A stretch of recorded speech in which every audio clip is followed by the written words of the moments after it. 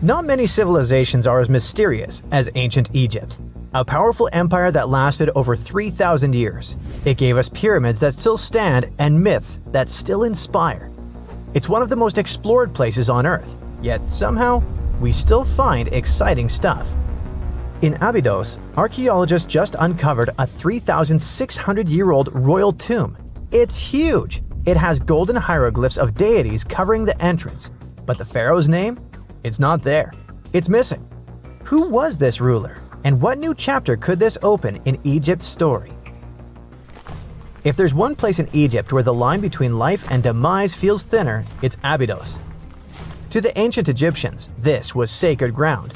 They believed it was the burial place of Osiris, the god who literally passed away, had his remains separated, and came back to life to rule the underworld. Because of that, Abydos became Egypt's spiritual gathering place. Pharaohs built amazing temples here, like the Temple of Seti, famous for its King's List, a wall that has the names of 76 pharaohs carved in it. Pilgrims came from across Egypt, leaving offerings and participating in Osiris festivals, where his demise and rebirth were ritually reenacted. It wasn't just symbolic worship, it was Egypt's version of Comic-Con. But instead of cosplaying superheroes, people reenacted gods coming back to life. Obviously, pharaohs competed to be buried as close to Osiris as possible.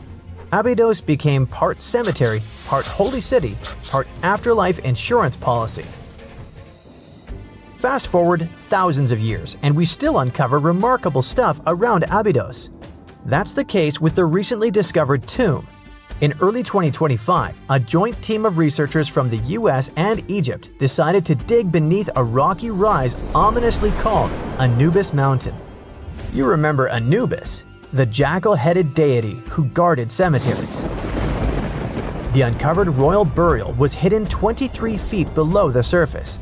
Sadly, even though it eluded archaeologists for so long, robbers had already taken away with treasures ages ago.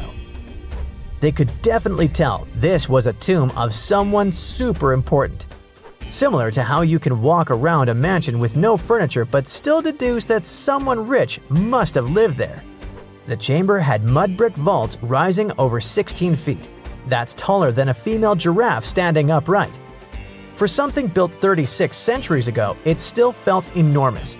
However, when you remember that Egyptians were masters of architecture, nothing seems surprising. So no treasures, no golden mask, and sadly, no name. The cartouche that should have spelled the king's identity was unreadable. Egyptian tombs usually bragged about who was inside. In ancient Egypt, a cartouche was basically a big oval name tag for kings wrapped in hieroglyphs. Think of them as VIP passes that worked in both this life and the next. Without it, your soul couldn't check into the afterlife hotel. That's because to the Egyptians, your name, your Ren, wasn't just so your teacher could distinguish you from kids with the same haircut. It was a core part of who you were. As long as your Ren survived, so did you. To have your name forgotten was considered a fate worse than passing away. A soul cannot journey without a name. That's why you'd see cartouches all over the place, on temples, obelisks, jewelry, statues, and tomb walls. It wasn't there just for the marketing. It kept the pharaoh's presence front and center everywhere you looked. Imagine building a massive tomb only for 3,600 years later to walk in and go, who is this guy again? Not cool at all. That's why it's fair to imagine our nameless pharaoh haunting the robbers for all eternity. So yeah, cartouche was considered very significant. One of the most famous and mind-blowing examples comes from the tomb of Thutmose III. His burial chamber and sarcophagus were literally shaped like a cartouche. In other words, the entire room was a living architectural symbol of his name. Thankfully, in the recently discovered tomb, not everything was erased. Painted in golden hues at the entrance were two familiar guardians, deities Isis and Nephthys. Isis was the magician who stitched Osiris back together and breathed life into him. Nephthys, her sister, was the eternal mourner and protector of the mummy. Together, they promised that whoever rested here would not face the afterlife alone, and it's one additional proof of the importance of the mysterious pharaoh. So, who could this be? To answer that, we need to go down history lane. This tomb dates back to Egypt's messy chapter called the Second Intermediate Period. Instead of one ruler in charge, the country had many rival kingdoms, each with its own little power base, like a real-life Egyptian version of Game of Thrones. And right in the middle of that chaos was Abydos. For a while, it was home to its own line of kings, the so-called Abydos Dynasty. Those weren't the pyramid builders everyone knows, and that's why they're so mysterious. They left behind almost nothing. No great monuments, no sprawling cities, just fragments of names on broken blocks. For centuries, many scholars even doubted they existed at all. That sorta changed in 2014, when archaeologists uncovered the tomb of Senebkay, one of those shadowy kings. Now, everything we know about Senebkay points to him having quite a story to tell. His bones revealed 18 deep wounds, the kind you get in battle. He had blows to his skull, back, and hands, and likely lost his life fighting, making him one of the few pharaohs we know who sadly fell in combat. His tomb was modest, with reused artifacts from earlier kings, but it delivered one priceless thing: proof. Until Senebkay, the Abydos dynasty was just a theory. With him, it became real. And that's why the new discovery could be a big deal. The newly uncovered royal tomb at Abydos shares the same layout and style as Senebkay's. It has limestone chambers, mud brick vaults, and protective deities, although it's much bigger. Which again raises the possibility that we're looking at an even earlier, more powerful ruler of Abydos. Whoever he was, he wanted to be remembered alongside the greats. Which is ironic, because it seems that history tried erasing him. Perhaps additional findings alongside his tomb could tell us more. Yes, there's more, and it's actually pretty cool. Not far from Abydos, in the village of Banawit, archaeologists uncovered a Roman-era pottery workshop. Yeah, you heard that right, a pottery factory close to a pharaoh's burial ground. The site had huge clay kilns, storage rooms, and even broken shards called ostraca. They were basically ancient sticky notes, except instead of shopping lists, those had receipts scratched onto them in Greek and Demotic Egyptian. Little records of everyday transactions, the kind of thing you'd never expect to find near a lost dynasty king. Honestly, the potters missed a chance. Forget boring receipts, they should have been selling Osiris's mugs and Anubis figurines to pilgrims and tourists. But that's not all. It seems that centuries later, during the medieval period, the same ground became a cemetery. Archaeologists found mud brick graves with skeletal remains. This could mean that Abydos kept its aura of significance for hundreds of years after the Age of Pharaohs. So why this hill again and again? Is this place really a getaway to the afterlife? It is, after all, the very place where Osiris is said to rest. That belief lingered like a shadow for thousands of years, strong enough to pull in pharaohs and later medieval families. Different rituals, same sacred ground. Although, to be fair, the Romans weren't here for Osiris. They came to make pots. The story of Abydos is not over. The excavations will continue, and who knows what else could be discovered in the future. Today, archaeologists are armed with tools that are basically X-ray glasses for the desert. Every scan could reveal a hidden chamber, or if we're lucky, finally give our nameless pharaoh his wren back to him. In fact, I became strangely invested in finding out who he was. So let's hope for some news soon. It's only a matter of time. Do you have your own theories? Let me know. Miles and miles of yellow sand, treeless mountain ridges, and scorching hot sun over your head. And suddenly, something you'd never expect to come across in a barren desert. A small group of overexcited people. They're as happy as you would be if you'd won a lottery. They've just found an ancient tomb, once flooded with its walls in bad shape. But the stuff they discovered inside proves that this is the burial site of one of Egypt's most mysterious pharaohs. Historians have been hunting for his tomb for years, but no one expected it to hide ancient treasures. Fast forward. After careful examination of the site, Egyptian officials have announced the discovery of the tomb of King Thutmose II. It's the last missing tomb from Egypt's 18th dynasty. And this is also the first royal tomb found since King Tutankhamun's was discovered in 1922, in more than 100 years. A team of Egyptian and British archaeologists found the tomb in the Theban Mountains area, west of Luxor, near the famous Valley of the Kings. Before this, the site was only known as Tomb C4, but during their excavation, the team found clear evidence proving it belonged to King Thutmose II. Archaeologists actually found the entrance and main tunnel leading to the tomb in 2022. But at first, they thought it belonged to a queen because it was near the graves of Thutmose III's wives. It was also close to Queen Hatshepsut's tomb. Originally, it was prepared for her when she was just a royal wife. But everything changed when she became pharaoh. But we'll talk about this twist of fate a little later. But soon they realized that their discovery was much more significant. They found alabaster jars with Thutmose II's name and the words "deceased king" written on them. That's when they realized that the tomb was actually his final resting place. Sadly, Thutmose II's tomb has seen better days. According to the head of Egypt's antiquities sector and the leader of the Egyptian excavation team, the tomb suffered major damage from ancient floods not long after the pharaoh's death. Water swept through the burial chamber, likely destroying or displacing many of the original artifacts. Much of what had been once inside the tomb was moved elsewhere in an attempt to salvage it. The researchers found out that the tomb had a basic design, with an entrance, a sloping main corridor, and a burial chamber. The corridor was coated in white plaster and rose about 4.5 feet above the floor of the burial chamber. A large staircase and a very large descending corridor of the tomb indicated its grandeur. It took the team a long time to navigate through, though, as the tomb was blocked by flood debris and collapsed ceilings.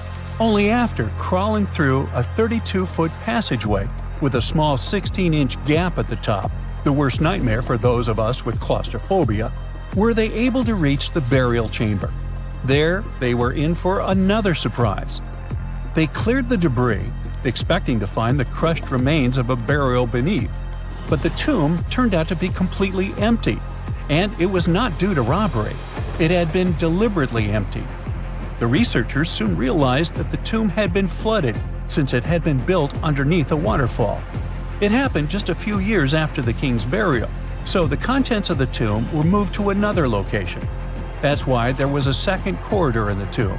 It was most likely made to help remove King Thutmose II's body from his flooded tomb.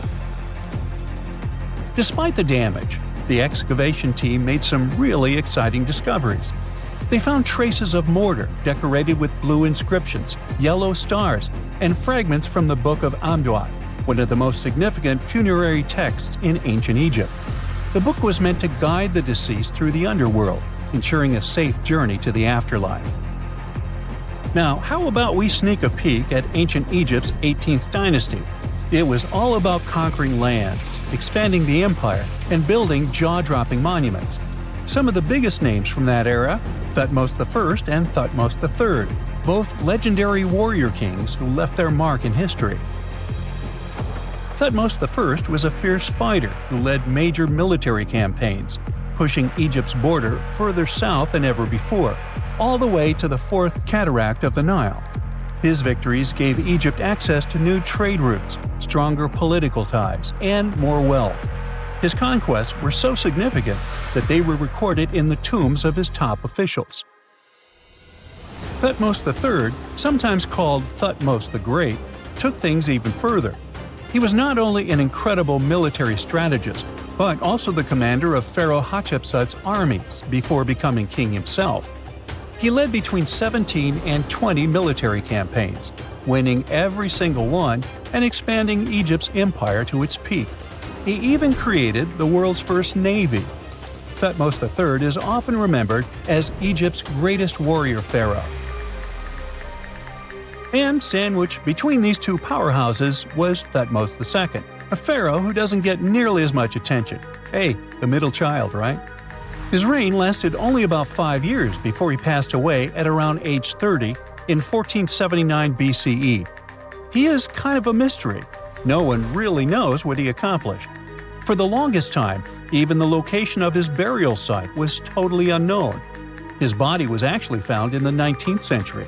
It was just lying around in the mortuary temple of Deir el-Bahari, in a secret chamber where priests used to hide royal mummies centuries after their original tombs were looted by grave robbers.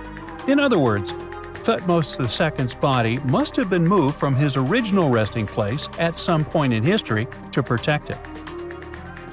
During his lifetime, Thutmose II made at least one major impact on Egyptian history. He married his half-sister Hatshepsut. That might not sound like a big deal, but it helped her become Egypt's greatest female pharaoh after he passed. The catch? She kept her stepson, Thutmose III, off the throne for decades. When he finally took power, he erased her name from history out of spite. And still, Hatshepsut is one of Egypt's greatest pharaohs, no matter if you're talking about a man or a woman. She brought a lot of wealth and art to Egypt. She led a big trading trip to a place called Punt, where she brought back things like gold, ebony, and incense. She also made sure her name lasted by building amazing structures that we can still see today. At Karnak, she added huge obelisks. One of them is still standing tall. She also was the one to build the Temple of Deir el-Bahari with its countless columns. She was buried there. Interestingly, Hatshepsut was often shown in art as a man with muscles and a beard, like how pharaohs were usually depicted. But she made sure there was always something in the artwork that reminded people she was a woman, like calling herself Daughter of Re or His Majesty herself. When she passed away in 1458 BCE, Egypt wouldn't have a female ruler as powerful as her until Cleopatra, about 1400 years later. According to Egypt's Supreme Council of Antiquities Secretary General, isn't that a mouthful? Hatshepsut's name actually appears in Thutmose II's tomb, meaning she might have even handled his burial. As for their final resting places, well, Hatshepsut was buried in the Valley of the Kings, and Thutmose II's mummy is now in the National Museum of Egyptian Civilization, alongside other ancient Egyptian rulers. It gives visitors a rare chance to see the remains of a nearly forgotten pharaoh. Now, experts consider the discovery of his tomb to be one of the most significant in recent years. The artifacts found there add important details to our understanding of the history of the region and Thutmose II's rule. And even though the tomb's design is fairly simple and follows the same architectural style preferred by later Egyptian rulers, its historical importance is undeniable. In any case, the mission isn't over yet. Archaeologists are now focusing on solving another mystery. Where did the rest of the tomb's contents end up? The team is determined to continue their search.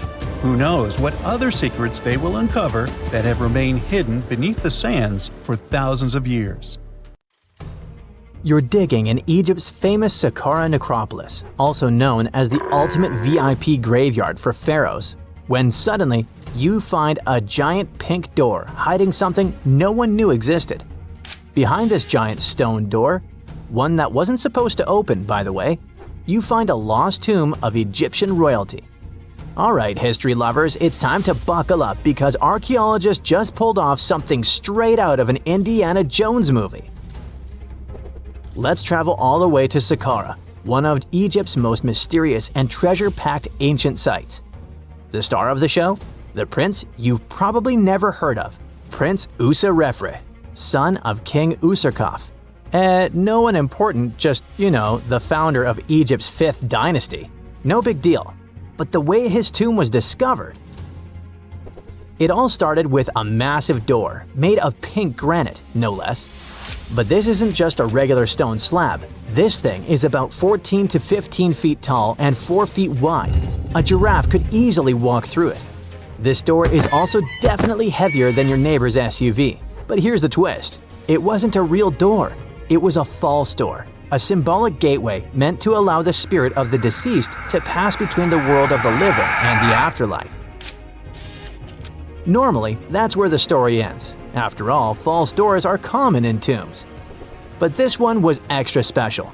You see, false doors were usually made out of limestone, which was pretty common and found everywhere in Egypt. To build one out of red or pink granite, people had to bring these rocks from a quarry located 400 miles away. And you can bet this wasn't a cheap trip.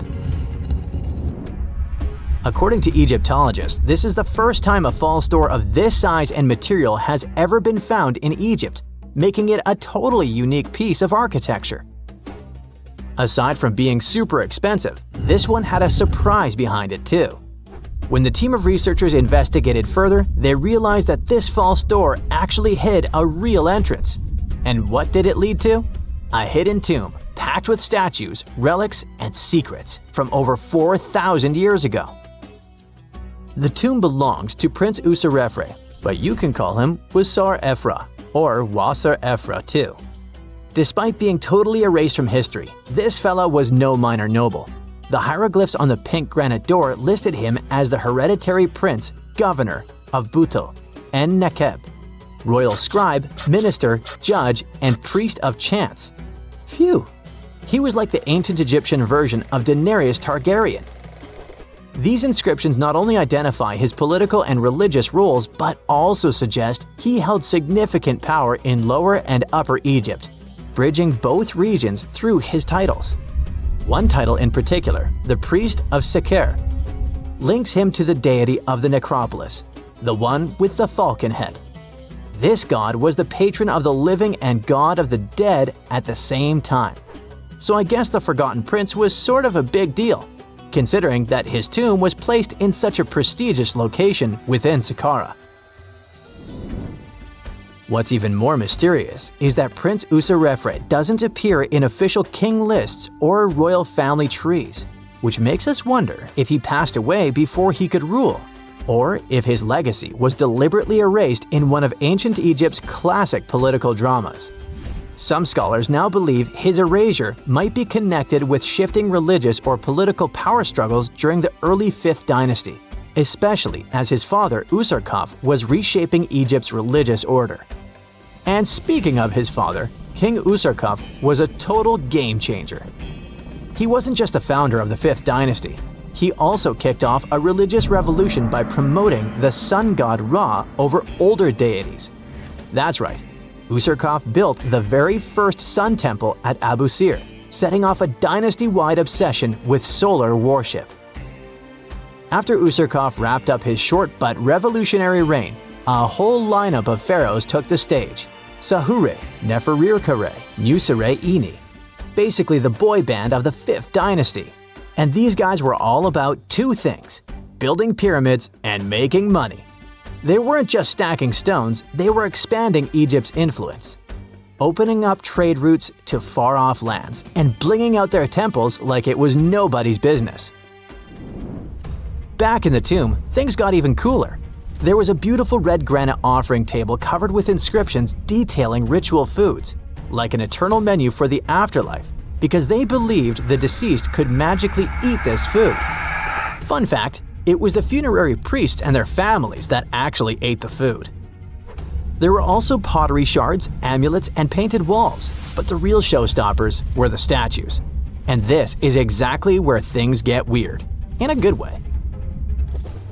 The team found statues of King Djoser, the guy who built Egypt's first pyramid, his wife, and their 10 daughters, inside Prince Userefre's tomb.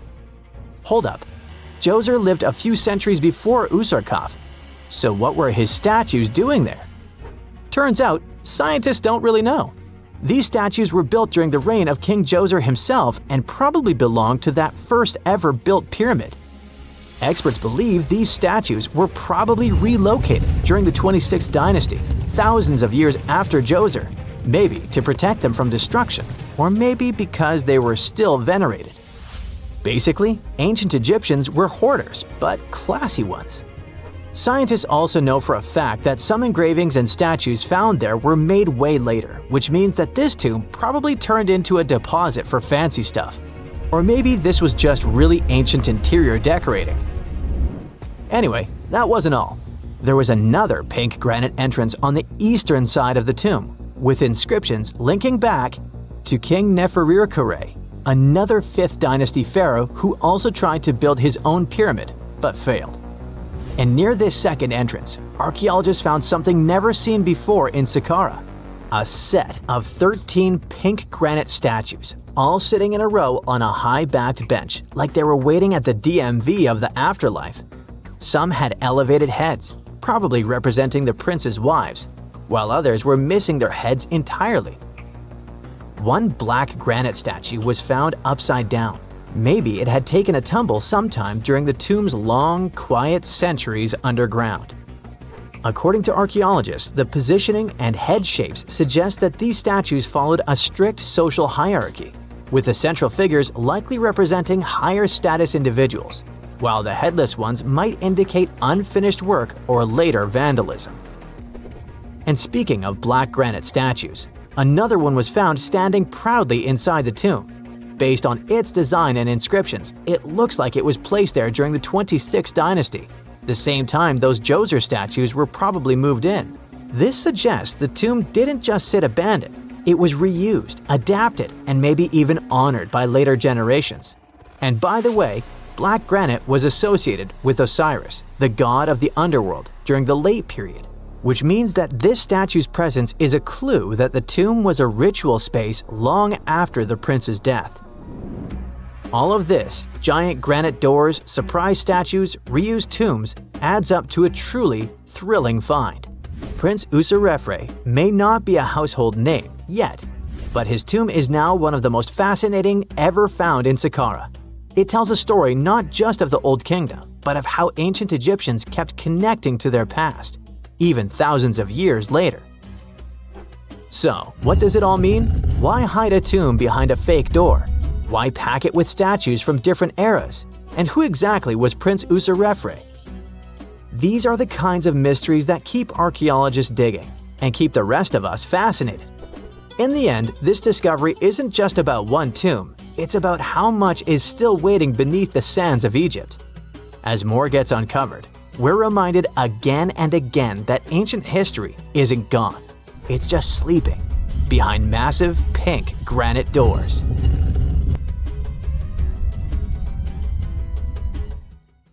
Let's face it, most ancient tombs have been looted at least once. No matter how scary the rumors could have been, most mummies were open too. But one. This is the Bashiri mummy, and it puzzles everyone so much that nobody dares to see what's inside. Meet Howard, but you must know him already if you're into Egyptian history. He's primarily famous for discovering King Tut's tomb back in 1922. But few people know that before this revolutionary discovery, he had probably found another mummy. It happened in 1919, and it goes by several names, either the Bashiri mummy or the Mummy of Pacheri, or the Untouchable One. Some reports say that Howard stumbled upon the Bashiri mummy in Luxor's Valley of the Kings, just where he would later find Tut's tomb. Despite this find, not much is known about this particular mummy. The reason why it's still unharmed in any way is not because of some superstitions, but because nobody is sure that they can undo what they do if something goes wrong. The mummy is so intricately wrapped that researchers never unfurled it for fear of irreversible damage. The golden rule of anyone who works with antiquities: if you're not sure you can't make it better or preserve it unchanged, do not touch it. History knows many examples of ancient relics ruined beyond repair, say Ecce Homo, or smiling statue restoration. The delicate fabric that covers the mummy's face has this cool design that kind of looks like a pyramid. The researchers are not 100% sure, but this might be the only one of its kind with that embalming style. But without knowing the ancient technique, it's next to impossible not to ruin the mummy while unwrapping and wrapping it back. Back in the day, people, both experts and looters, would unwrap mummies for all sorts of reasons, mostly to study them. Luckily, these days, we have advanced tech that lets us check out what's inside a sarcophagus without having to unwrap anything. After taking a closer look at the Bashiri mummy, researchers figured out that it belonged to a man who was around 5.5 feet tall and lived during the Ptolemaic era. which makes this mummy roughly 2,300 years old. The Egypt Museum shared that the X-ray scan also uncovered an inscription of the guy's name, but it's a bit tricky to tell if it says Pacheri or Nenu, adding to the intrigue. The museum also pointed out that the fancy casing the mummy is in features all sorts of decorated scenes. You can see the mummy lying on a bed, flanked by deities Isis and Nephthys, along with the 4 sons of Horus. Plus, there are 2 images of the funerary god Anubis at the feet of the casing. By the way, Bashiri mummy is not the only one that has remained untouched. This is Issa Temkebde, and Gaston Maspero, a French archaeologist, made the decision to leave her mummy untouched, wanting to keep her resting peacefully since she was in such amazing shape. He did mention, though, that her tomb had been raided long ago. Thanks to some X-ray work, we learned more about the mummy. The scans revealed a few artifacts still wrapped up with the wife of a high priest, including amulets around her neck, right arm, and forehead. The X-rays also showed she had some dental issues and arthritis in her knees. While she passed away as an older woman, it's tough to pinpoint her exact age. However, various sources from her son's reign indicate that she was held in high regard in the kingdom. Isitemkebd served as the sister wife of Penejam II. You got me right, they were related by blood and were siblings, but back then it was pretty common to get married this way to preserve the purity of the bloodline. Say that to Habsburg, duh. Their chase for purity only led to inbreeding and the notorious Habsburg's jaw. Right, I guess we should not judge ancient Egyptian rules and morals, but what we can say for sure is that both Bashiri and Isitemkebd were incredibly lucky to stay untouched. The odds were not in King Tut's favor, though. The researchers' work hit him hard.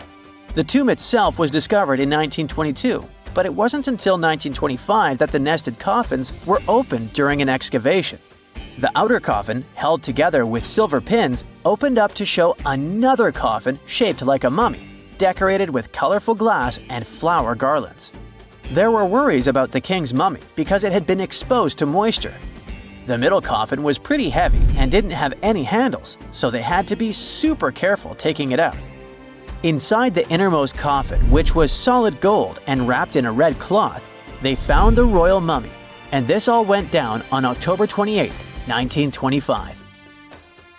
Tutankhamun's mummy, measuring about 6.07 feet, fit snugly into the innermost coffin, which was 6.17 feet long. You can already tell there was a problem, right? Imagine how hard it is to extract something as fragile as an ancient dried-up mummy, especially when there's not much room for maneuver. Plus, the mummy looked sus. It was pitch black. Howard Carter, the lead archaeologist of the expedition, estimated that around 2 buckets worth of oils had been poured over the mummy. But care had been taken to avoid the mask and feet. It was made to preserve him better. The body was positioned at a slight angle in the coffin, and there was a noticeable difference in the amount of dark oils on the right and left sides, indicating that the coffin might have tilted while being lowered into the sarcophagus. This oil created moisture inside the coffins, and over time, it reacted chemically, which Carter described as a sort of slow, spontaneous combustion, leading to the carbonization of the linen wrappings. Unfortunately, the combination of heat and moisture took a toll on the mummy's trappings as well. The crooked flail fell apart, the resin scarab cracked, and the threads holding the hands and mummy's bands started to decay, making everything quite fragile. Plus, the oils hardened over the years, effectively gluing the mummy and mask to the coffin's bottom. To try and separate the mummy from the inner and middle coffins, they were placed in the sun for several hours, reaching temperatures of 149 degrees Fahrenheit. Despite this effort, the mummy remained stuck, so the initial examination had to be done right where it was. The first part of Tutankhamun's mummy the researchers checked out was his lower legs and feet, meaning they started the examination from the bottom up. As they peeled back the bandages, they uncovered the first of many treasures wrapped up with the king.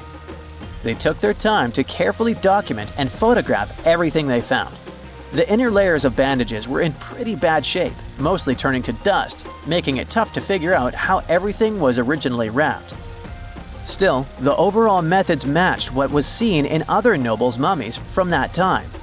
Lots of folded linen pads were used to shape the torso and thighs. The outer and inner bandages were made from fine linen, while the middle layers were coarser.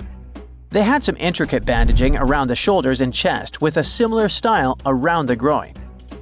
Each limb, along with fingers and toes, which were fitted with gold caps, was wrapped separately. Tutankhamun even wore gold foil sandals on his feet. They hoped to separate the mummy from the coffin by removing the outer bandages, but the resins had stuck the body to the coffin. So, the researchers ended up chiseling it out. To do this, they had to cut the torso in half at the hips and disarticulate the arms to continue unwrapping.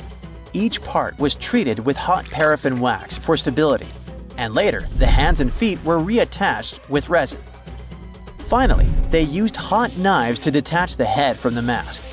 To check the teeth, it was decided to make an incision around the jaw and neck, which was later fixed with resin.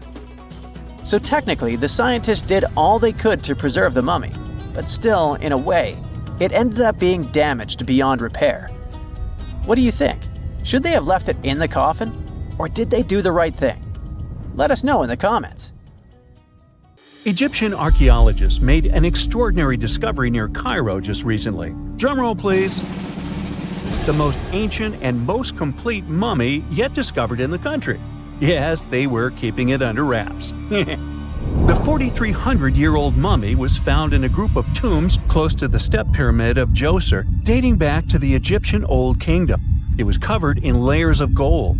The team also found several other tombs, including one belonging to an ancient Egyptian official and another belonging to a secret keeper who had the power to perform special ceremonies. Another interesting tomb was that of a writer, which featured the largest statues ever found in the area. This vast burial site is also home to more than a dozen pyramids and resting grounds. Probably one of the most famous mummies in the world is that of Hatshepsut. She ruled Egypt like a boss for around 20 years, building all sorts of impressive buildings and creating new trade routes. But when archaeologist Howard Carter found her tomb in the Valley of the Kings, her sarcophagus was empty. However, Carter did find two coffins in another tomb, one of which belonged to Hatshepsut's wet nurse and the other to an unknown woman. In 2006, a team of specialists decided to investigate whether that mysterious lady was the queen herself. They found a molar tooth in a wooden box with Hatshepsut's name on it, and when they compared it to a gap in the mummy's mouth, it was a perfect match. Ramses II was a pretty impressive ruler, but it was his mummy that eventually made history. Now, we don't hear too much about his daddy. Okay, I'll stop. Ramses is considered to be the most powerful pharaoh in all of Egypt, as he reigned for a whopping 6 decades. He also lived to be over 90 years old. Now that's pretty amazing, considering the time he lived in. Ramses II supposedly had over 100 offspring too. Talk about a big family. When he passed away, his body was originally buried in the Valley of the Kings, but some sneaky guys tried to rob his tomb of all his treasures. Officials back in the day weren't having any of that though, so they moved his body to a secret location to keep it safe. Fast forward to the 1800s, and Ramses II's mummy was discovered along with a bunch of other rulers and important officials. But it wasn't in the best condition, so archaeologists flew it to Paris to get it, pampered. Problem was, he couldn't just be transported into another country. The only solution available was to give Ramses II his own passport. His occupation was listed as king, and the document even featured his photo. Most mummies aren't necessarily known for having the most hydrated skin. But that of an ancient woman, also known as Lady Di, proves otherwise. No, not that Lady Di. This wealthy lady from ancient times was discovered in an ornate tomb in 1971, and she looked fabulous, if we can say so about a mummy. Thanks to the special conditions in her tomb, like the moisture in the environment and the lack of oxygen, her body was almost perfectly preserved. Her skin was soft, her hair was on point, and she was still flexible. The museum that now proudly displays her mummy also shows a ton of fancy items that were buried with her, like dinnerware and musical instruments. Archaeologists investigated the mummy further and discovered that she passed away from a heart attack at around 50 years old. Even though it hasn't been around for over 2,000 years, Lady Di is still making history. The mummy of Otzi the Iceman was discovered in the Alps in 1991. Austrian authorities initially thought he was a modern mountaineer because he was so well preserved. Turns out, he was actually from the Copper Age. He was found in a mountain pass over 10,000 feet above sea level. Through studying his mummy, we've learned so much about life in Copper Age Europe. For example, we know that he was a native of Central Europe and enjoyed eating meat. He also suffered from arthritis, narrowing arteries, and intestinal problems. But he likely used acupuncture and medicinal herbs to treat these conditions. And apparently, he was pretty handy with tools. He sharpened them just days before his untimely demise. Who knows if he was expecting trouble or just getting ready for some routine work. Now, King Tut and his story is most likely the one that made all mummies famous. This pharaoh passed away at the young age of 19, more than 3,000 years ago. But his mummy is still one of the most well-known in the world. When his tomb was opened in 1922, people went wild because it was still intact, unlike many other royal tombs. It had some seriously blinged-out coffins, including one made of solid gold. Not only did Tut's tomb give us a glimpse into ancient Egyptian history, but his mummy also taught us a lot about the time he lived in. DNA analysis helped identify his parents and revealed that the pharaoh had a rare bone disorder that might have made walking a bit tough.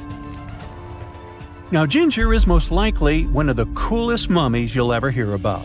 He's like a time traveler from 5,000 years ago who's still looking fly with his golden hair and perfectly preserved nails. Ginger was discovered in Egypt and is believed to be the earliest known mummified body. Before people even knew about mummification, they used to place bodies in shallow graves in the hot, dry sand. And since the sand absorbed all the water, bacteria couldn't reproduce and the body was preserved naturally. Now, scientists are not sure if Ginger's preservation was intentional or not, but since he was buried with some pottery vessels, it's likely that whoever buried him knew some serious preservation techniques. If you want to meet Ginger in person, he's currently chilling at the British Museum. One Dutch art collector bought a statue from Asia and ended up finding a weird discovery. The statue contained a mummy hidden inside. Unfortunately, the body was too fragile to move, so they had to leave it there. The coolest part is that this mummy is over 1,000 years old and was on display for 200 years before being encased in the statue. When scientists did a CT scan, they found out that the mummy was filled with paper scraps covered in writings. Experts think he might have done this thing called self-mummification, which is a pretty intense process involving a special diet and tea that makes your body less prone to bacteria. Only a few people could handle this ritual, and those who managed to do that were seriously respected. No other Egyptian queen has baffled scientists and historians like the stunning Nefertiti. Based on her statues, she was known for her slender neck, wide eyes, and high cheekbones. Her name translates to "the beautiful woman has come." Talk about living up to your name, huh? Even though she wasn't a pharaoh herself, Nefertiti still managed to leave a lasting impression. Written records suggest that, as a wife and queen, she held an incredibly influential role. Because of her power, she was indeed admired, but she also managed to make quite a lot of enemies throughout her life. She was also related to King Tut, but not biologically. Rather, she was his stepmother.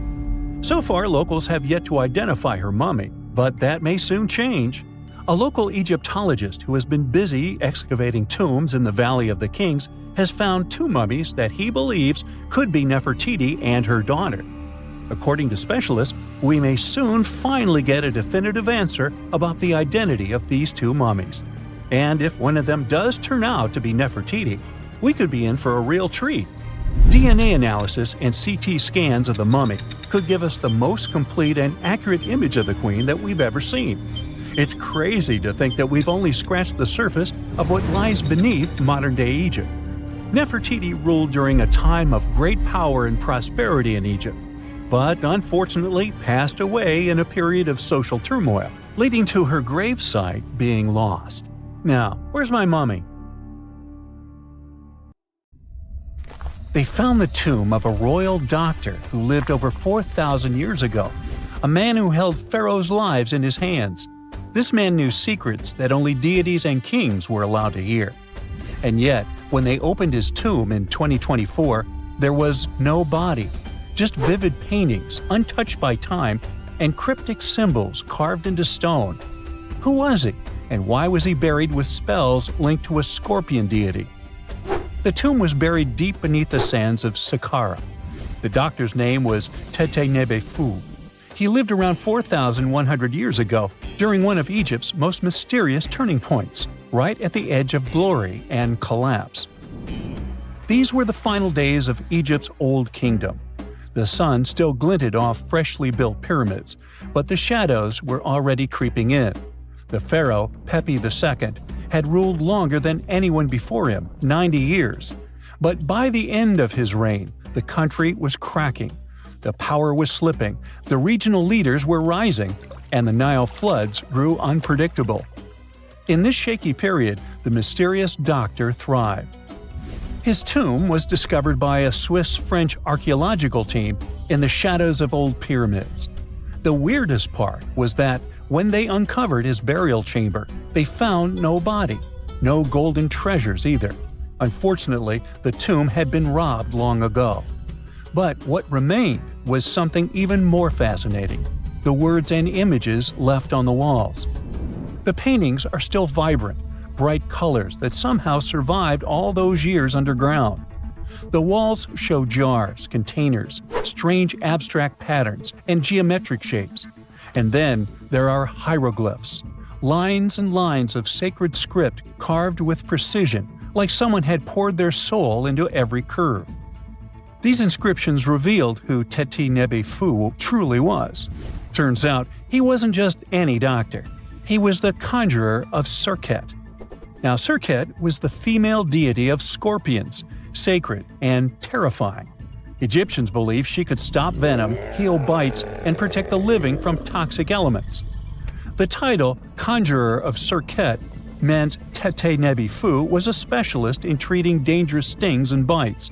And if he got an entire tomb for himself, he may have been Egypt's top expert in those things, a man who healed with both medicine and magic.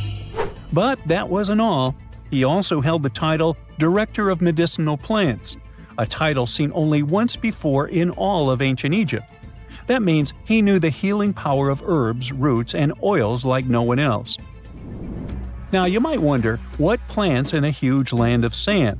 But in reality, ancient Egyptians used herbal medicine that would hold up in some labs today. They created pills, ointments, and inhalers. Most often, they chose some active ingredient, a flavor to make it easier to take, and something to deliver it into the body. Sound familiar? And yeah, they didn't have many traditional plants, so some of these ingredients were bizarre by our standards, like using crocodile dung and acacia mixed with honey. They even had formulas for anti-wrinkle creams. And apparently, our mysterious healer was also chief dentist. This title is almost never seen in ancient records. Evidence of Egyptian dentists is incredibly rare. Turns out, our ancient genius didn't just fight stings and study plants. He was also trusted with teeth and jaws, which were actually a huge problem in ancient Egypt. These people may have built wonders, but their teeth paid the price. Ancient Egyptians constantly caught grains of sand in their mouths. They often ate grit-filled bread and raw vegetables, which wore down enamel and caused a horrible condition called attrition. This led to tons of problems, including tooth loss. They had to improvise back in the day. For example, crafting the world's oldest known toothpaste from crushed rock, mint, and pepper, which ironically only made things worse for the gums. Or a toothpaste from things like eggshells, pumice, and natron, a salty mineral used for cleaning.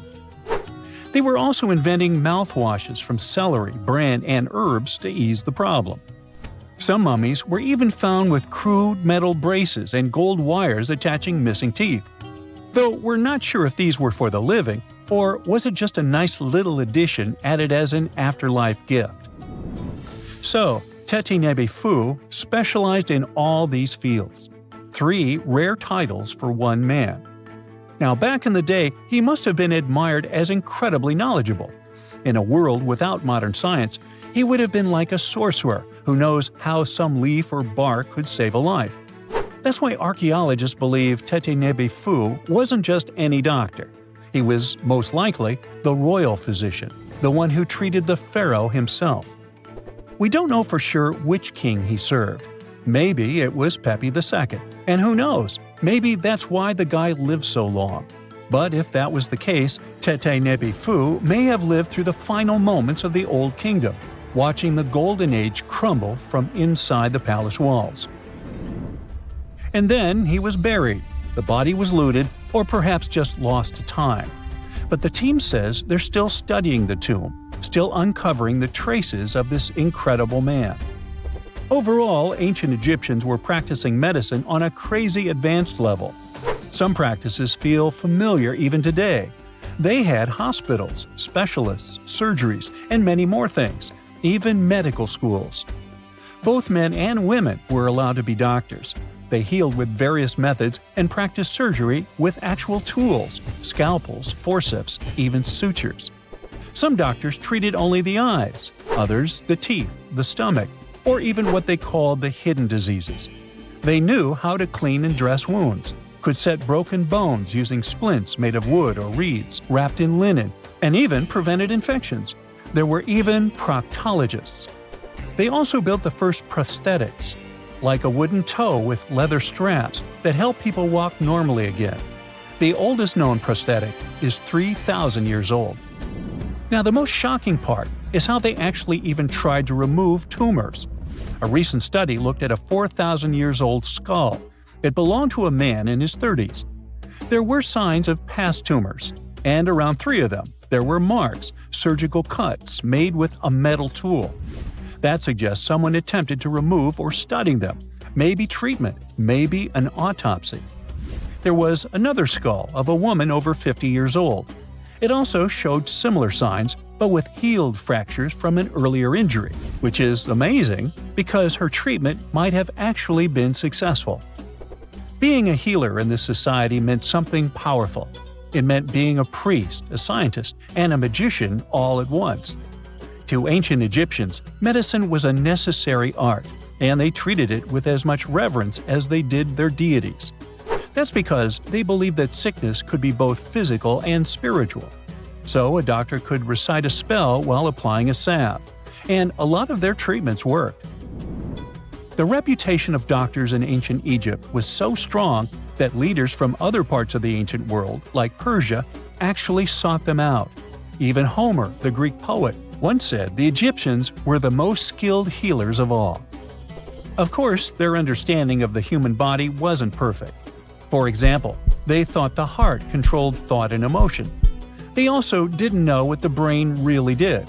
But their approach, observe symptoms, diagnose, and treat, well, that's modern medicine. Sure, they prayed over the wound, but they also healed it, didn't they? Their most famous physician was Imhotep.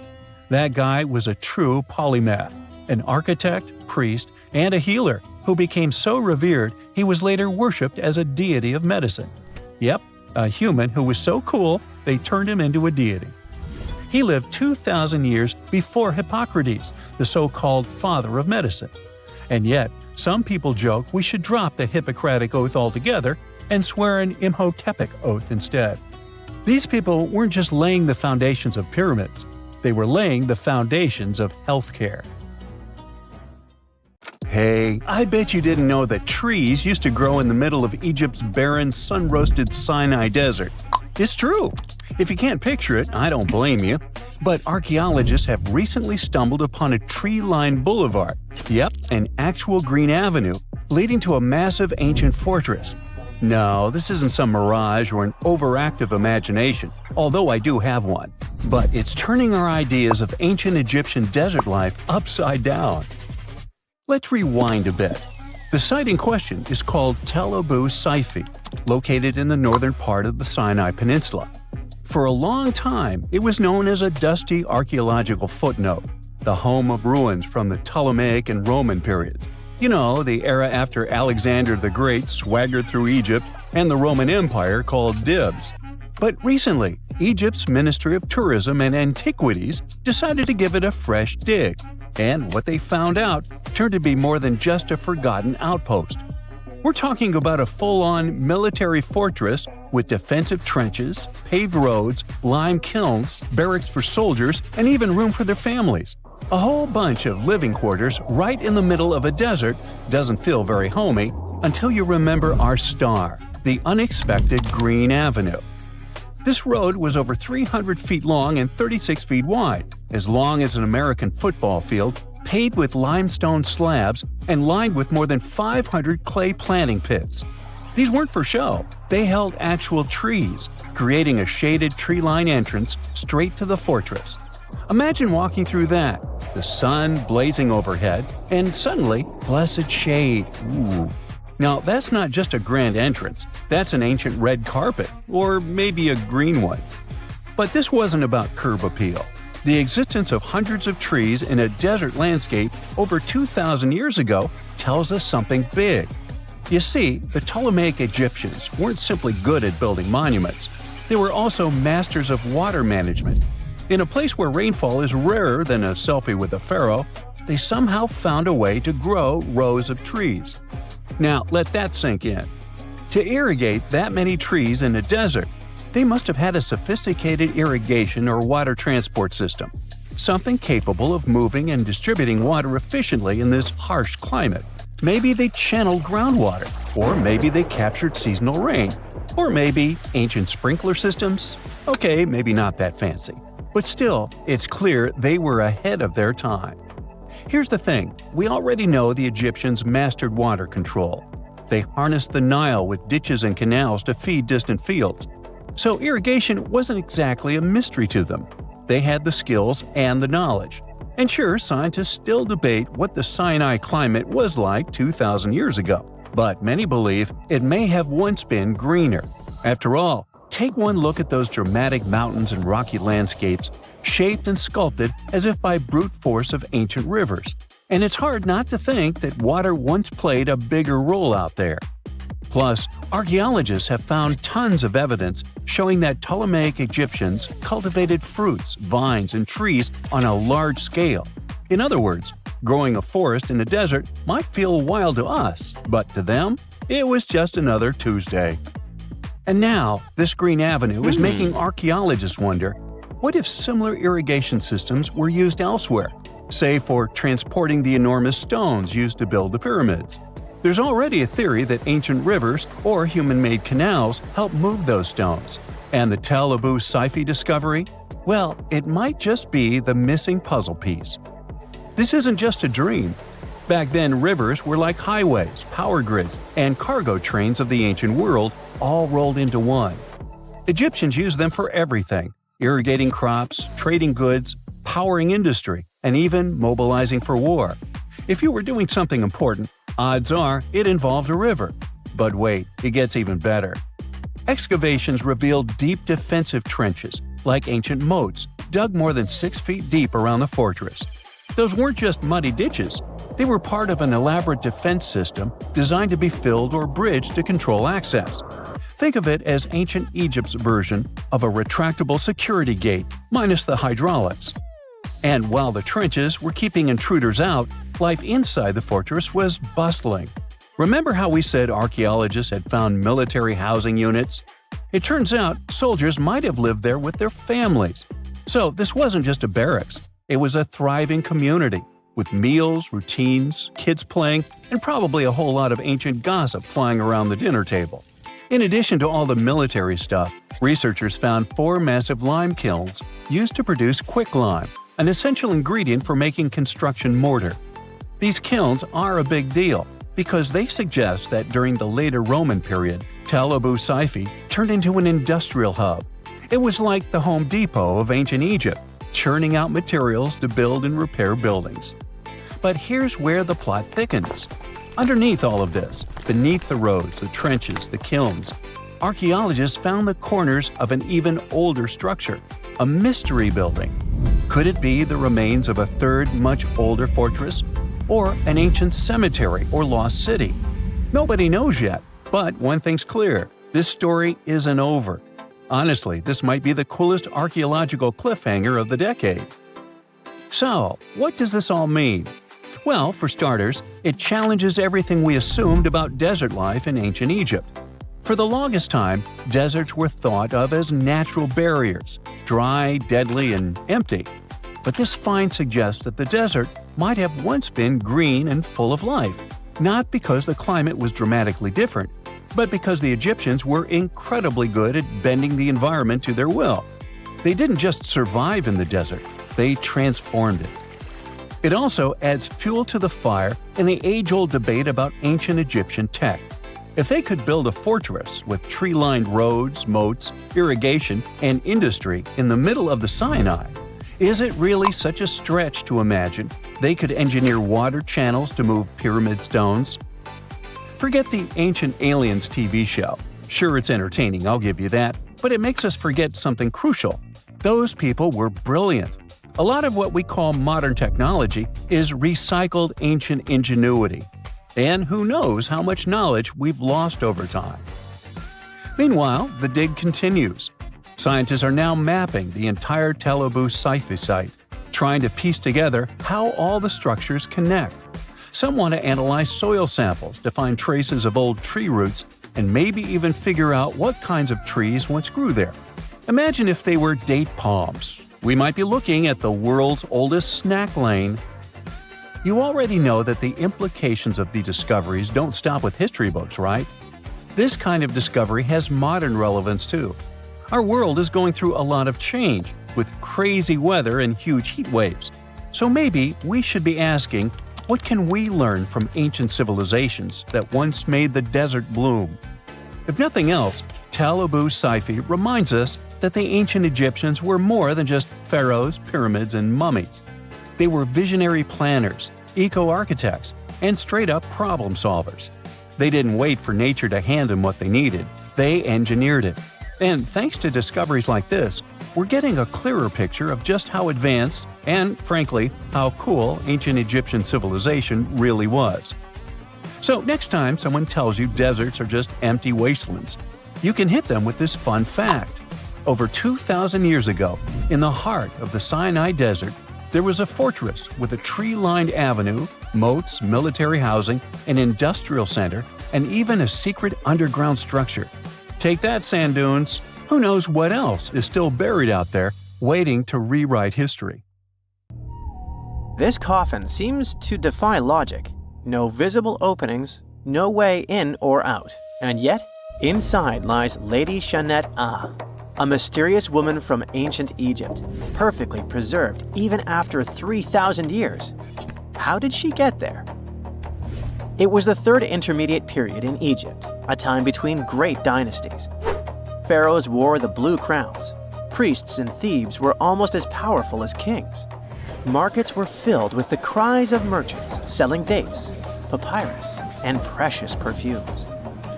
Lady Shanet Ah was in her late 30s or early 40s, old age by Egyptian standards of that time. Like other Egyptians at the time, she ate meals of bread, lentils, and fish. By that age, her teeth were already badly worn down, yellowish with enamel eroded, because food in ancient Egypt often had grains of sand in it. But she wasn't just a regular woman. When she passed away for unknown reasons, her burial was lavish. Locals wrapped her body in expensive linen and adorned with artificial eyes to replace her real ones. That would help her see in the afterlife. And that's exactly how we found her 3,000 years later, in a beautifully decorated sarcophagus. It was made of cartonnage, which is kind of like papier-mâché, made by layering linen and papyrus with adhesive. These coffins were wildly strong, lasting for thousands of years, all thanks to Egypt's super dry climate. But most importantly, Egyptians only used it for the elite. So she was someone very important to the locals, though we might never know why. But there was only one huge problem with her mummy. How did they even put her in the coffin? No matter how much researchers looked, there were simply no entry points. The only visible gap was a tiny slit near her feet. But that's not nearly large enough to place her entire body inside. This mystery puzzled them for decades, until they finally learned the truth only recently.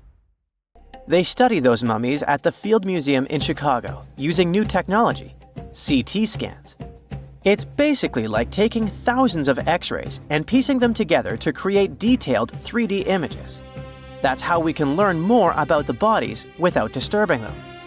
And it turns out the ancient Egyptians were unbelievably clever.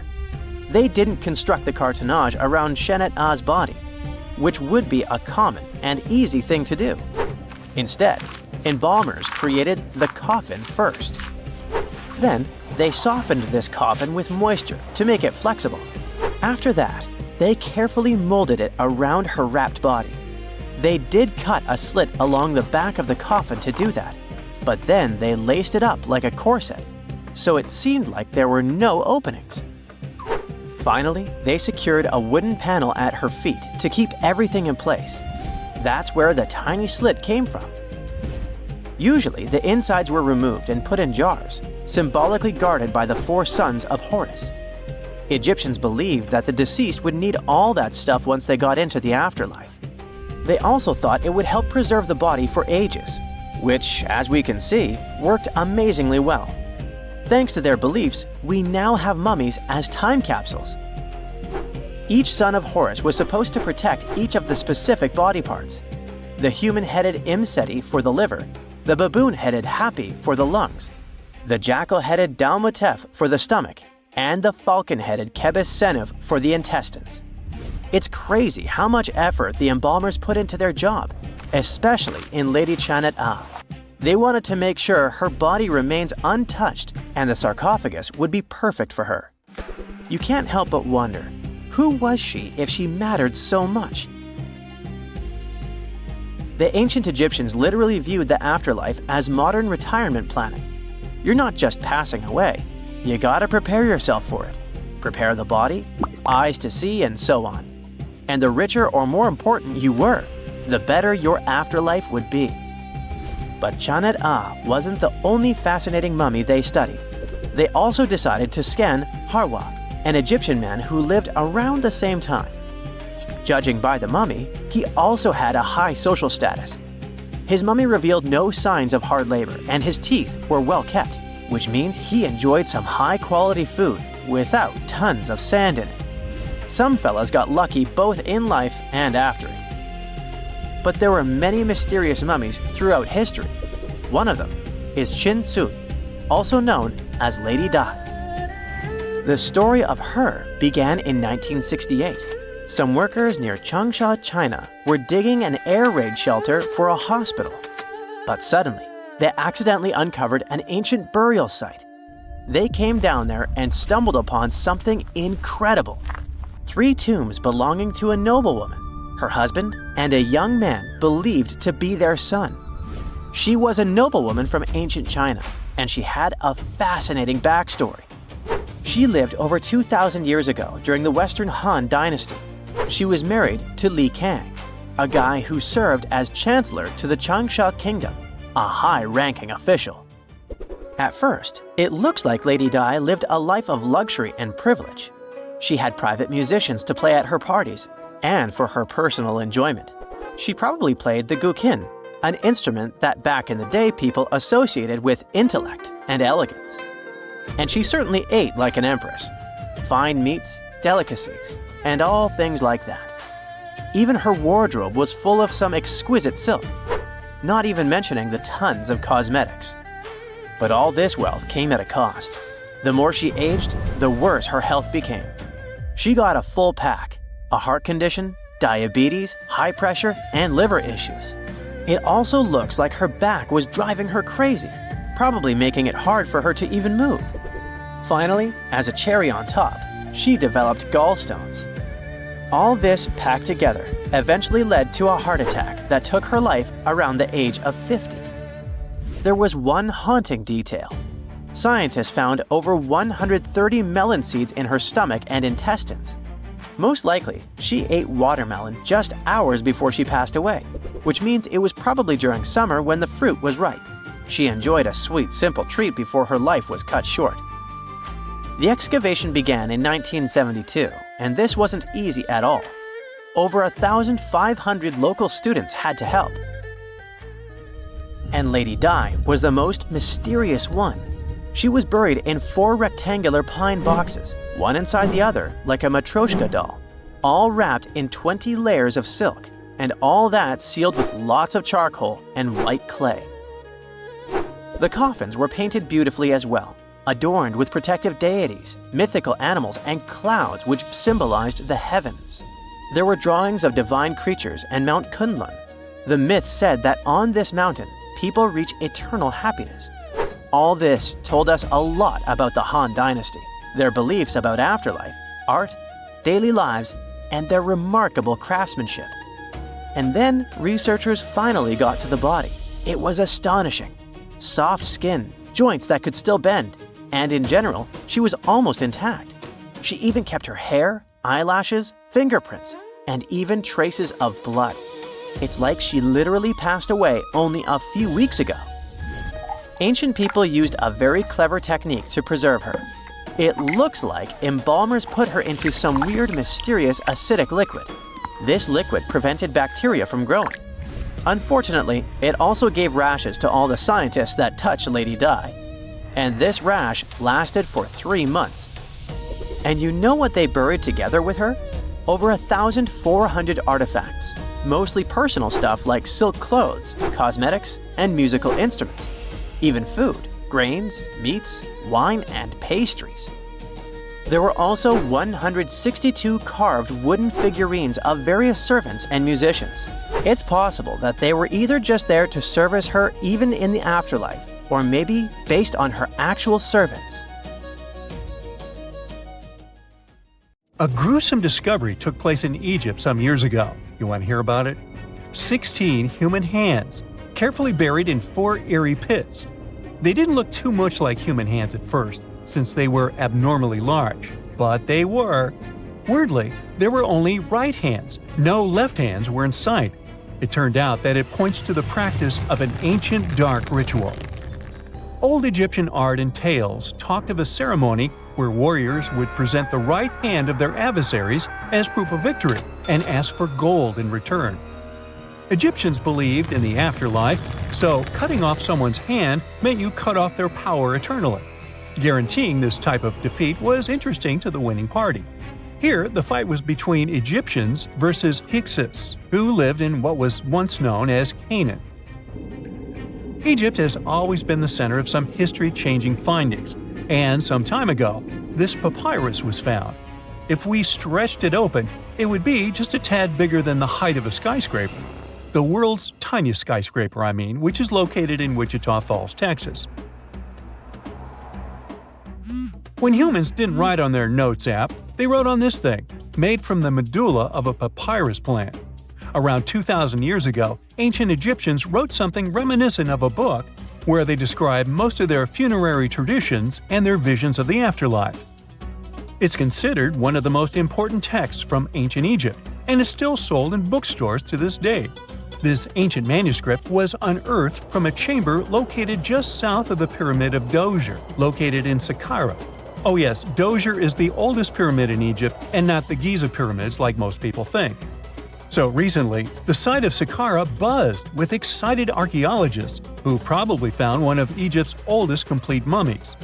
They believe that this beautiful and well-preserved mummy was that of a wealthy man. He was discovered in a deep shaft, covered in layers of gold leaves. There are many symbols that show he was an important and wealthy man, like the band he wore on his head, the bracelet on his chest, and the fact that he was embalmed with a tunic, which was reserved for Egypt's finest. The most exciting part of the entire discovery was finding the resting place sealed with mortar, just as the ancient Egyptians had left it 4,300 years ago. Now this may sound weird, but back in 2008, archaeologists discovered a missing pyramid. Now it went missing because it deteriorated over the span of 4,000 years. Today, you can only see its base. It was a pretty important site back in ancient times. It is said that around the area of the pyramid, the ancients hosted a special type of ceremony where high priests would carry mummified remains of sacred bulls. Now, here's a fun fact. Ancient Egyptians believed that Apis bulls were earthly incarnations of the city deity of Memphis and was connected to rites of fertility. It wasn't just any Apis bull, though. They needed to be all black, with a single white mark between its horns and a bunch of very specific characteristics. They were selected by the local priests and honored until they passed away. After that, they were mummified and buried in underground galleries. Meanwhile, this missing pyramid sort of disappeared around the 1800s.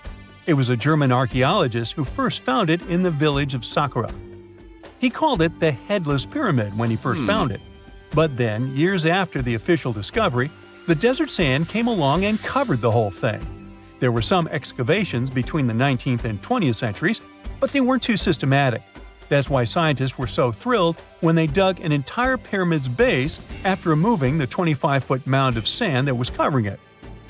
Oh, and it turns out American archaeologists are excavating a cemetery in Egypt that could contain over 1 million mummified bodies.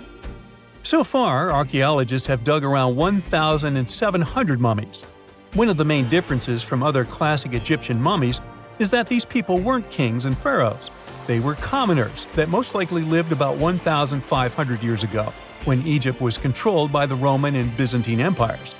The name of the cemetery is cool, though, the Way of the Water Buffalo, just in case you want to check it out on your next trip. Other than bulls and buffaloes, ancient Egyptians also liked baboons. Are you seeing a pattern here? In the beginning of the 20th century, archaeologists discovered a site filled with mummified baboons in a place called, guess what? The Valley of Monkeys. An animal wouldn't have been mummified if it wasn't considered important. Certain animals were more important than others, since they were linked to specific deities. Jackals were connected to Anubis, the ancient god of the afterlife, and cats were likened to the female deity Bastet. Baboons were a pretty big deal, since they were believed to be connected to Thoth, the deity of wisdom and advisor to Ra, one of Egypt's supreme deities. The archaeologists who studied these animals weren't too happy. They think these baboons were kept inside and were deprived of sunlight for most of their lives. They had extreme vitamin D deficiencies and they were poorly fed. Maybe Thoth got angry with these baboon keepers. Just a guess. Since there's never a boring day for archaeologists in Egypt, they also found human mummies with golden tongues. Since Egyptians were all about the afterlife, they believed that golden tongues might help a person speak once they pass to the other side. I mean, it's a long shot, but hey, why not? Some of these mummies were placed in wooden coffins with goods, such as necklaces, pottery, golden artifacts in the shape of lotus flowers and scarab beetles, and iPhones. Just kidding. A new temple was also unearthed recently in Egypt. Scientists believe it was dedicated to honor Zeus Cassios. That deity would be a cross between Zeus, the almighty Greek deity of the sky, and Mount Cassios. While digging around the Sinai Peninsula in Egypt, archaeologists spotted 2 pink granite columns poking out of the ground, and bingo. They believe these columns represented the temple's front gate and collapsed during an earthquake many years ago. And speaking of deities, there weren't only super serious deities. Recently, scientists unearthed a golden ring in a city south of Cairo. No, Frodo, it's not magical. It was a normal gold ring, but it had the depiction of the deity of fun, officially named Bes. This deity is often described in sacred texts as a happy chubby dwarf. Today, many tattoos we get are sorta deprived of any sense and are made of aesthetic purposes only. In ancient Egypt, though, women would get tattoos as a token of protection for childbirth. That's what scientists think, at least. Around the Nile region, scientists found some mummies that had well-preserved tattoos, which is a rarity since the skin deteriorates so easily. 2 of these women tattooed their lower backs, and the drawings were simple. They were mostly pictures, including that same chubby dwarf we just talked about, Bes. He also had a side hustle as the protector of women during childbirth. Now, would you believe me if I told you ancient Egyptians invented robots? No? Well, that's because that's not entirely true. Sure, they were astronomers, mathematicians, and engineers, and somehow they also squeezed an eccentric invention into that package: an automated deity some scientists called Hathor. This wooden statue had been in the Metropolitan Museum of Art for years before someone noticed its secret. With the help of an X-ray machine, specialists discovered a mechanical operating system inside it. The pulley-like axis goes from the statue's shoulder to her left leg. When the system rotates, the statue raises and lowers her hand.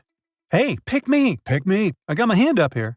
It's 1898, and you're taking part in excavations in Saqqara. This place, not far away from Cairo, is full of ancient tombs and pyramids. You're in your Indiana Jones mood and hope to find something really phenomenal to become famous. Gold, manuscripts, treasure maps, mummies of famous pharaohs. Wait, a wooden bird? You're really disappointed as it looks like a regular toy. An old one, but still. Little do you know that years later, someone would propose that your bird was actually an ancient monoplane. So the artifact, nicknamed the Saqqara bird, is made of a sycamore tree. The birdie has a wingspan of just 7 inches and weighs around 40 grams. A perfect original souvenir from Egypt, I would say. It's over 2,000 years old and looks pretty plain, without any carvings of feathers or other intricate ornaments. It has a beak and eyes though, which makes our find look like a hawk, the emblem of the deity Horus. Its tail is rather unusual as it's squared, looks weirdly upright, and it seems like the sunken part of it was the place for a now missing piece. Humans love solving a good mystery, so there have been several attempts to explain the use of the birdie. First, quite simply, is that it was a ceremonial object. The second idea is that it was a toy for a child from some well-off family. It could have been some sort of boomerang, which was a popular concept in ancient Egypt. Then there was a theory that the bird had been used as a weather vane.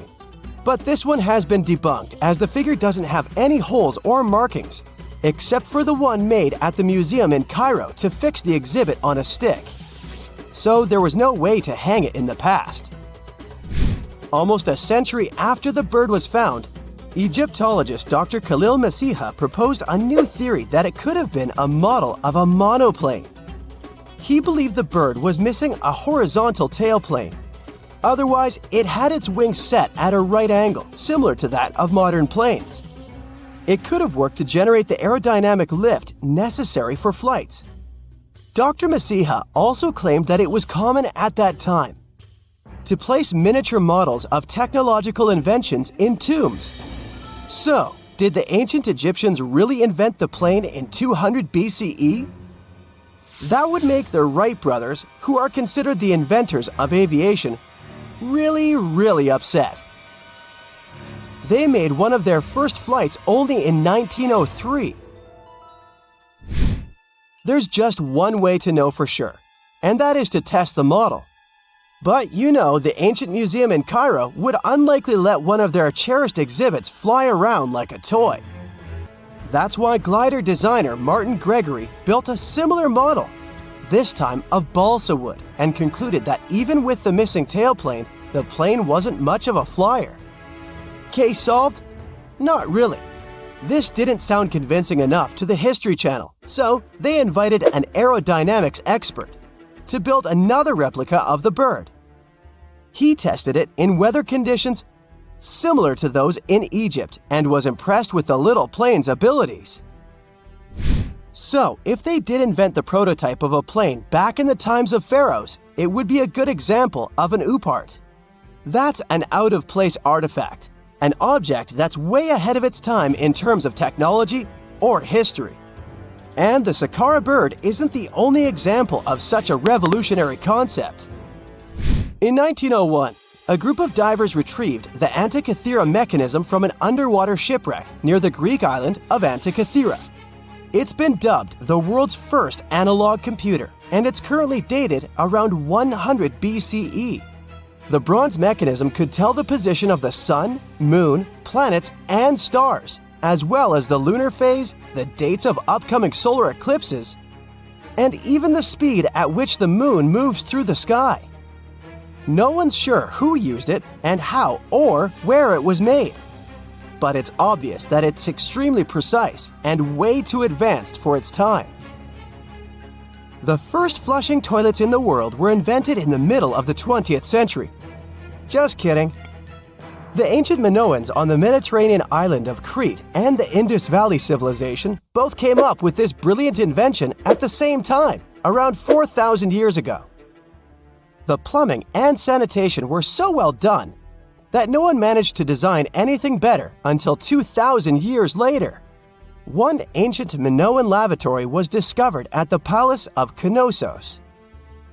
It looks like it had a wooden seat set over a tunnel that directed water from a rooftop reservoir to an underground sewer. Other varieties got water from jugs.